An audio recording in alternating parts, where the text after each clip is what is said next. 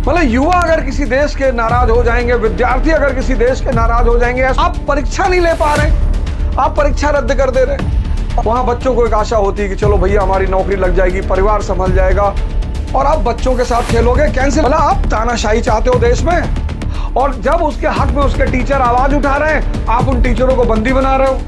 तो ठीक है, आप घोषित कर दो कि तानाशाही शुरू हो गई है, हम किसी की बात नहीं सुनेंगे। मतलब युवा अगर किसी देश के नाराज हो जाएंगे, विद्यार्थी अगर किसी देश के नाराज हो जाएंगे, एस्पिरेंट किसी देश के नाराज हो जाएंगे, वैसे ही परेशान है। तमाम सारे फ्रंट पर इतनी सारी चुनौतियां चल रही हैं, तमाम सारे फ्रंट पर। वहां बच्चों को एक आशा होती है कि चलो भैया हमारी नौकरी लग जाएगी, परिवार संभल जाएगा, हम बहुत सारी मुसीबतों से बाहर आ जाएंगे, और आप परीक्षा नहीं ले पा रहे। फेल होना एक अलग बात है, किसी विद्यार्थी का फेल होना एक अलग बात है, आप परीक्षा रद्द कर दे रहे। अब वो बिहार का लड़का पहुंचा तमिलनाडु, अंडमान तक मैंने सुना है, मेरी बात हो रही थी, अंडमान तक। मतलब आप तानाशाही चाहते हो देश में, और आप बच्चों के साथ खेलोगे कैंसिलेशन। एक इतना बड़ा मुद्दा है, कम से कम ठीक है, बच्चा फेल हो गया, उसकी तैयारी नहीं थी, वो सब अलग बात है, परीक्षा तो होने दो, परीक्षा तो कायदे से होने दो। फिर आप परीक्षा केंद्र, एग्जामिनेशन सेंटर, आपने ऐसे ऐसे सेंटर दे दिए बच्चों को जहां पे फर्नीचर नहीं है, बच्चा चेयर पे बैठ रहा है, चेयर ही टूट जा रही है।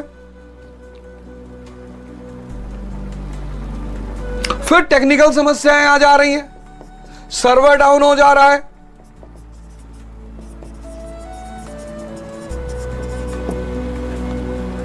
टेक्निकल समस्याएं आ रही हैं, सर्वर डाउन हो जा रहा है, साइट ही क्रैश कर जा रही है।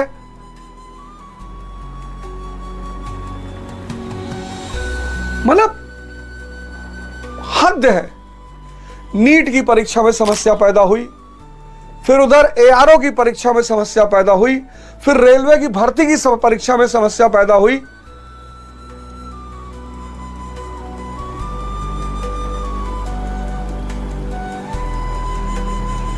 और मैं सरकार से हाथ जोड़कर विनती करूंगा कि स्टूडेंटों को मत छेड़ो,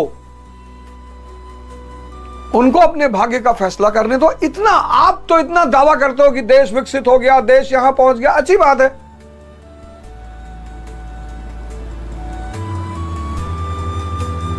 ये 4 समस्याएं जो मुख्य समस्याएं हैं, परीक्षा का रद्द होना, एग्जामिनेशन सेंटर, टेक्निकल चैलेंजेस।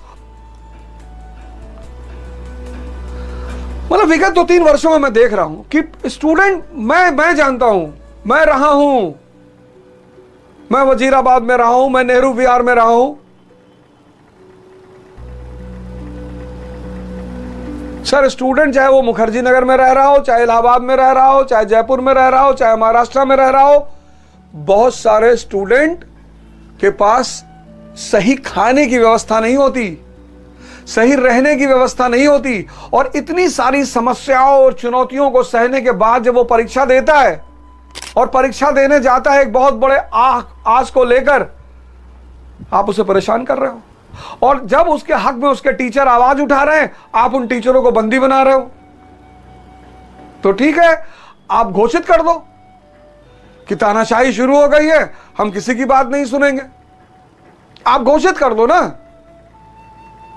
लेकिन मैं इस देश के युवाओं से हाथ जोड़ के कह रहा हूं, हम सब इस आंदोलन का हिस्सा बनेंगे, एकदम बनेंगे।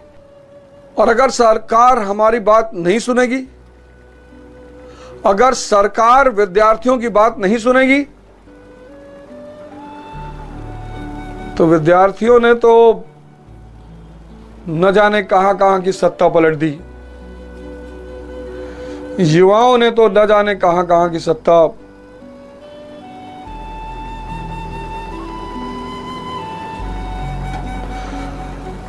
तो आप सब जो है, मैं एक विशेष निवेदन कर रहा हूं, आप सब शांति बनाए रखें। निश्चित तौर पर ये संकट की घड़ी है, एक चुनौती की घड़ी है, और हम सब इस संकट में, चुनौती में, विशेषकर मैं आपके साथ खड़ा हूं। अगर सरकार हमारी बात नहीं सुनेगी तो हम सड़क पर उतरेंगे, निश्चित तौर पर संघर्ष करेंगे, एकदम संघर्ष करेंगे।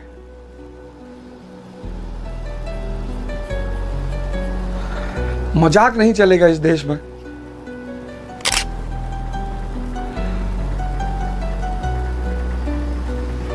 किस स्थिति में युवा रहता है, किस स्थिति में विद्यार्थी रहता है, किसी को अगर देखना हो तो जाए वजीराबाद के गलियों में देखे।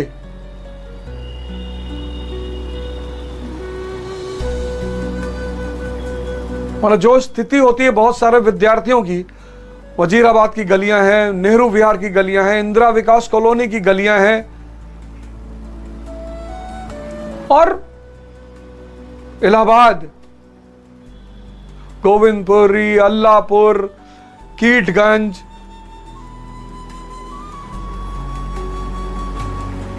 तो 100 लड़के अगर तैयारी करते हैं तो 70 लड़के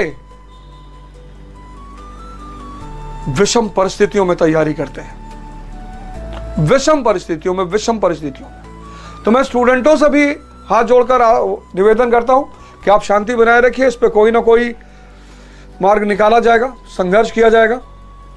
मैं सरकार से निवेदन करता हूं हाथ जोड़कर कि विद्यार्थियों के भाग्य से मत खेलो,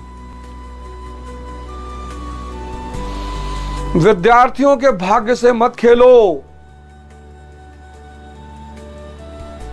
आपका दायित्व है, सरकार का दायित्व है देश के युवाओं का ध्यान रखना, उनके सपनों का ध्यान रखना, उनके श्रम का ध्यान रखना।